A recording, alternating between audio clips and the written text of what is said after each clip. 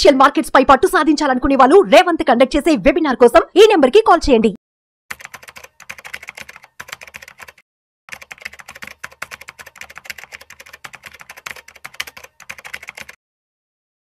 నమస్తే, నేను జీవి సత్యనారాయణ. ఈ వీడియోలో పోస్టల్ స్కీమ్స్ గురించి అయితే ఈ పోస్టల్ స్కీమ్స్ ఏవైతే ఉన్నాయో దాంట్లో ఏమేమి అప్డేట్ అయినాయి, ఏమేమి ఫెసిలిటీస్ వచ్చినాయి. పోస్ట్ ఆఫీస్ లేనటువంటి విలేజ్ లేదు మన ఇండియాలో. అంటే మన చిన్నప్పటి నుంచి చూస్తున్నాం, చిన్నపాటి గ్రామం అయినా కానీ పోస్ట్ ఆఫీస్ మాత్రం కంపల్సరీ ఉంటుంది. గ్రామీణ బ్యాంకు ఒకటి, పోస్ట్ ఆఫీస్ ఒకటి.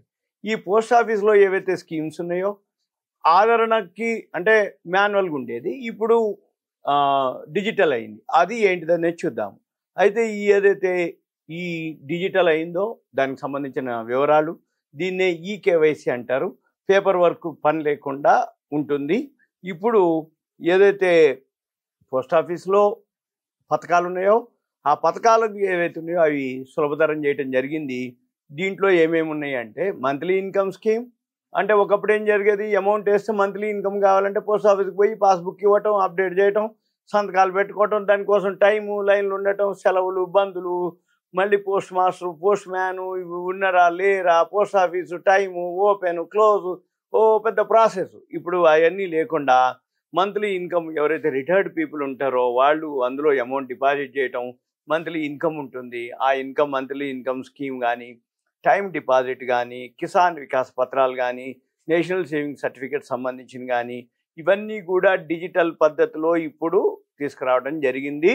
ఈ డిజిటల్ పద్ధతి ఏదైతే ఉందో ఆధార్ కేవైసీ అంటే బయోమెట్రిక్, మనం ఫింగర్ ప్రింట్ తోటి, ఆధార్ బయోమెట్రిక్ తోటి, కేవైసీ తోటి ఆయా ఏదైతే అకౌంట్స్ ఉన్నాయో ఇప్పుడు మనం అనుకునేవన్నీ కూడా ఖాతాలు తెరవచ్చు, రన్నింగ్ చేసుకోవచ్చు, దాన్ని అప్డేట్ చేసుకోవచ్చు. అయితే ఇక మనకి పేపర్ వర్క్ ఉండదు. దీనివల్ల ఏమవుతుంది, ఏదైతే విలేజెస్లో గ్రామాల్లో ఉన్న వాళ్ళకి పోస్ట్ ఆఫీస్ నుంచి ఏదైతే సదుపాయాలు ఉన్నాయో పోస్ట్ ఆఫీస్ని వాడుకోవటం కానీ, పోస్ట్ ఆఫీస్ని అంటే వాళ్ళకి మనకి అనమాట. అంటే నేషనల్ ఎయిడెడ్ బ్యాంకులు కానీ అవన్నీ ఉండవు విలేజెస్లో, పోస్ట్ ఆఫీస్ మాత్రం కంపల్సరీ ఉంటుంది. కాబట్టి ఈ పోస్ట్ ఆఫీస్ స్కీమ్స్ ఏవైతే ఉన్నాయో ఈ జనవరి నుంచి, ఇప్పుడు మనం మేలో ఉన్నాం, జనవరి నుంచి ఈ కేవైసీ విధానాన్ని తపాలా శాఖ ఫాలో అవ్వడం జరిగింది. ఏప్రిల్ 24 అంటే లాస్ట్, ఇప్పుడు మనం మే 6వ తారీఖు, ఇది ఏప్రిల్ 24 నుంచి దీంట్లో monthly income scheme, time deposit scheme, Kisan Vikas పత్ర, నేషనల్ సేవింగ్ సర్టిఫికెట్లు ఇవన్నీ కూడా ఎక్స్పాన్షన్ చేయడం జరిగింది. అంటే సర్వీస్ పెంచడం జరిగింది. అయితే దీనికోసానికి మధ్య రెడీగా ఇప్పుడు సర్క్యులర్ ఒకటి జారీ చేయడం జరిగింది. అయితే ఎవరైతే విలేజెస్లో ఉంటారో వాళ్ళు ఈ పోస్ట్ ఆఫీసు ఏవైతే ఉంటాయో పోస్ట్ ఆఫీసులు ఆ కార్యాలయాలకు వెళ్ళి ఈ కేవైసీ ఈజీగా అప్డేట్ చేసుకోవచ్చు, చేయొచ్చు అని చెప్పడం జరిగింది. అయితే ఇప్పుడు జనరల్గా ఏంటంటే ఇప్పటివరకు ఏం జరుగుతుంది, పోస్ట్ ఆఫీస్కి పోవాలి అంటే ఒక ఖాతా తెరవాలన్నా దాని మీద డిపాజిట్ వోచరు, ఫిజికల్ ఫాము, సంతకాలు, ఫోటోలు, ప్రూఫ్లు ఇవన్నీ ఎంక్లోజ్ చేసి అక్కడ ఉండాల్సి వచ్చేది. ఇప్పుడు ఏంది, ఇప్పుడు 2 పద్ధతులు ఉంటాయి. అంటే ఈ పద్ధతి ఉంటుంది మాన్యువల్, ఆన్లైన్ పద్ధతి ఉంటుంది. అయితే ఇప్పుడు మనం ఆన్లైన్లో ఏదైతే ఉందో బయోమెట్రిక్ ఫింగర్ ప్రింట్ ద్వారానే మన అకౌంట్స్ అన్ని డీటెయిల్స్ అన్నీ కూడా అప్డేట్ చేస్తారు. అప్పుడు ఏమవుతుంది, మన పేరు అనుకోండి, ఏదైతే స్కీమ్ మనము కానీ ఆ డిపాజిట్ కానీ అవన్నీ కూడా దాంట్లో ఎంటర్ చేస్తారు. ఎంటర్ చేసినాక ఏమవుతుంది, మనది ఆధారు, పాను, అడ్రస్ ప్రూఫ్ ఇవన్నీ వెరిఫై అయిపోగానే వెంబటే బయోమెట్రిక్ మన డీటెయిల్స్ ఇవ్వగానే ఆటోమేటిక్గా మన యొక్క ట్రాన్సాక్షన్ పూర్తి అయిపోతుంది అనమాట. అప్పుడు ఏమవుతుంది, ఈ డిపాజిట్ ఫామ్ నింపటం, ఈ డిపాజిట్కి సంబంధించిన మాన్యువల్గా సంతకాలు ఇవన్నీ ఏమీ ఉండవు.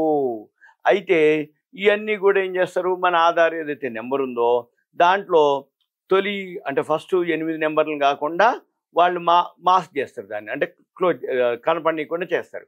చేసి చివరి 4 నెంబర్లు మాత్రం తీసుకుంటారు అనమాట. అంటే ఏదైనా చూసినా కానీ మన డేటా మిస్యూజ్ కాకుండా ఉండటం కోసం పోస్టల్ నుంచి మొదటి 8 నెంబర్లు మార్క్ చేసి మీ నెక్స్ట్ 4 నెంబర్స్ని చూపిస్తారనమాట. అందువల్ల ఏమవుతుంది, మన యొక్క ఆధార్ కూడా మిస్యూజ్ కాదు అనేది ఉండదు అనేది వాళ్ళు చెప్పడం కానీ జరిగేది కూడా అదే అనమాట. అందుకని భద్రతపై కూడా ఆందోళన చెందాల్సిన అవసరం లేదని తపాలా శాఖ చెప్పడం జరిగింది. ఇప్పుడు ఏదైతే ఉందో ఇది ఈ పోస్ట్ ఆఫీసు ఎవరైతే ఉంటారో ఆ స్కీమ్స్లో ఎవరైతే చేస్తున్నారో వాళ్ళంతా ఈకేవైసీ చేసుకొని డిజిటల్లో చేసుకొని ఆన్లైన్లో చేసుకుంటే చేసుకోవచ్చు. పోస్ట్ ఆఫీస్కి పోకుండానే అంటే ఏంది ఇది మన ప్రభుత్వ సంస్థ కాబట్టి నమ్మకం ఉంటుంది. ఎప్పుడైనా కానీ పోస్ట్ ఆఫీసులు కానీ ఏదైతే గవర్నమెంట్ బ్యాంకులు మనం డిపాజిట్ చేస్తాం వీటన్నిటికీ ఏంది ప్రభుత్వ సెక్యూరిటీ ఉంటుంది. అంటే ఏంది గవర్నమెంట్ బ్యాంకులకి reserve bank of India, reserve bank మన గవర్నమెంట్ది. ఇప్పుడు పోస్ట్ ఆఫీసు మన సెంట్రల్ గవర్నమెంట్ది. అంటే ఏంది మన గవర్నమెంట్ ఆధీనంలో ఉన్నప్పుడు ఏదైనా జరిగినా మన పైసలకు దోఖా ఉండదు అనేది నమ్మకం. ఇక మూడోది ప్రావిడెంట్ ఫండ్. అయితే ఎంప్లాయీగా ఉన్నప్పుడు ప్రావిడెంట్ ఫండ్, రిటైర్ అయిపోయినాక వచ్చిన ఫండ్స్ని పోస్ట్ ఆఫీసులు కానీ బ్యాంకులు ఆల్రెడీ ఇప్పుడు అంతా ఆన్లైన్ అయిపోయింది. ఈకేవైసీలు వచ్చేసినాయి, యాప్లు ఉంటాయి, ఆన్లైన్లో ట్రాన్స్ఫర్లు ఆన్లైన్లోనే జమ అవటం, మన ఖాతాలోంచే జమ అయిపోయి మన బ్యాంక్ వెళ్ళకుండానే పనులు జరుగుతున్నాయి. అయితే ఇప్పుడు పోస్ట్ ఆఫీస్ కూడా వచ్చినట్టు సింపుల్గా ఏం లేదు. పోస్ట్ ఆఫీస్లో ఇవి ఏవైతున్నాయో ఇది ఇప్పటికీ లేట్ అయింది కానీ ఇప్పుడు అప్డేట్ అయింది కాబట్టి విలేజెస్లో డిస్టిక్లల్లా ఎక్కడైతే పోస్ట్ ఆఫీస్లో అకౌంట్లు ఉంటాయో వాళ్ళందరూ ఇది ఉపయోగించుకోగలరని మనవి.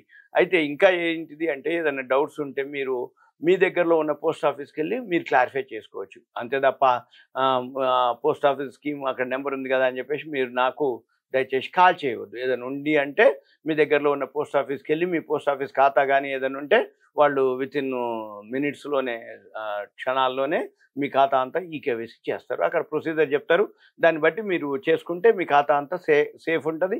యాప్లు ఉంటాయి, పోస్ట్ ఆఫీస్లో ఏవైతే స్కీమ్స్ ఉన్నాయో అవన్నీ కూడా మీకు ఆన్లైన్లోనే మీరు చూసుకోవటం కానీ పోస్ట్ ఆఫీస్కి వెళ్ళకుండానే పనులు జరిగే అవకాశాలు ఉంటాయి. ఇదంతా మీకు awareness, education, information, knowledge purpose మాత్రమే. ఓకే, థ్యాంక్ యూ, సెలవు.